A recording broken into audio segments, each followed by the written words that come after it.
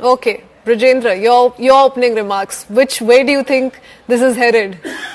It's indeed a historic voter turnout. We've not seen this in the last 3 decades, so certainly a positive sign. But different ways of different alliances. That's what we're seeing here. It's a different interpretation coming in from both the MV and the Mahayuti. Yeah, thanks for having me.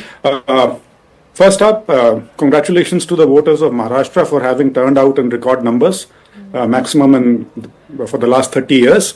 As far as I am concerned, my party is concerned, we are sitting quietly confident, and I draw my confidence from essentially two things. One is the high voter turnout, and the second point, which Mr. Kidwai just alluded to, that what has changed in the last 4.5 months.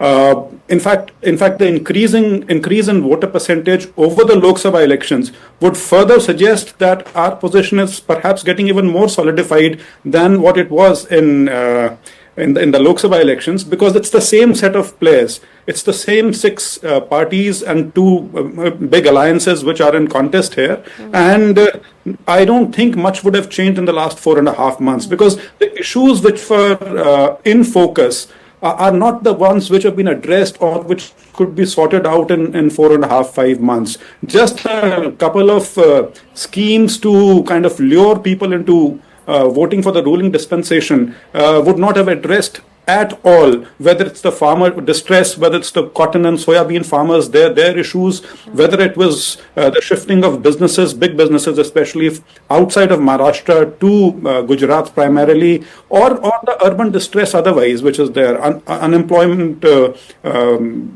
is. But didn't your party attempt the same? Sorry to interrupt you there, sir, but didn't your party attempt the same in the last leg of campaigning? Very late into campaigning in Maharashtra, we saw that big announcement coming from Mallikarjun Kharge of 7,000 per quintal for soybean farmers. That's the strategy being adopted by everyone. Yeah, if you notice, Congress, whether it was Karnataka, whether it was Telangana, Himachal, or even other states like Haryana, though in Haryana we didn't succeed because of certain extraneous factors. So, of course... Thank God you didn't say EVMs. No, that's what I meant. Okay. That's what I meant. Okay. But... So in Maharashtra, as I said, exit polls now are good for entertainment, nothing beyond that. So one can have a nice conversation over a cup of tea on that. But we are quite confident that the results which we got in the Lok Sabha elections, where the MVA, all the groups together, they accounted for 153 assembly seats and 30 Lok Sabha seats out of 48. Okay. I think the result is going to be same or maybe even better for the MVA. Okay, all right, great. Everybody goes back home happy, at least till the 23rd for now. Senior journalist Rohit Chandavarkar is also with us. Good evening to you, sir. I'll want a comment from you as well on this. And do you think that the BJP has reasons enough, or the Mahayuti has reasons enough to believe when Devendra Fadnavis says that every time there's an increase in the voter turnout, it favors us and our allies? Good evening. See, I saw this Devendra Fadnavis's bite yesterday, and I was wondering what he meant. Yes, to some extent, there is this evidence in the past that when the voting goes up, the BJP has benefited because the higher middle class, which is a typical voter, has come out, and that reflects in the numbers. But that doesn't necessarily hold true in all regions of Maharashtra or in any other state. That's what I would like to point out. I'm not saying that what the BJP leader is saying is wrong, or I'm not saying X will happen or Y will happen. Everybody in Maharashtra is right now wondering about what this extra voting is going to get converted into.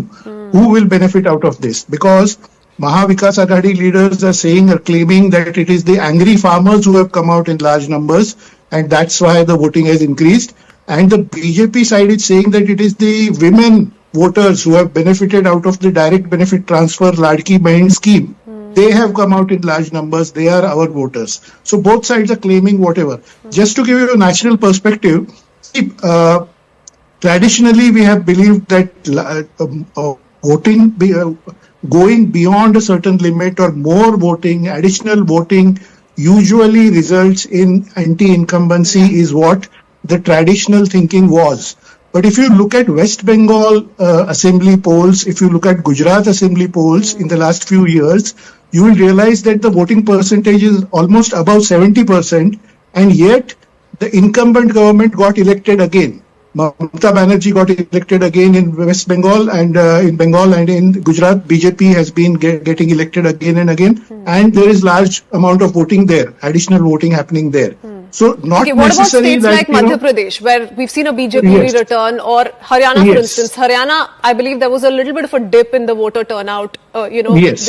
just a few months ago. So, but so tell us yes, a little that's bit what about I the exactly mean. BJP ruled states. Yeah, so that's what I exactly mean. So additional voting does not necessarily mean anti-incumbency, because we saw it. We have been watching it in Gujarat. We have been watching it in West Bengal. Same government has continued there.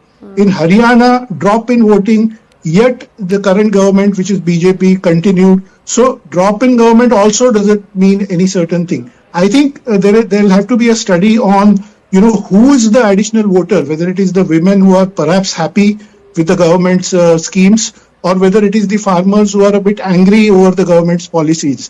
I think that study will take 2 days and or more than that, and before that we'll have the results coming.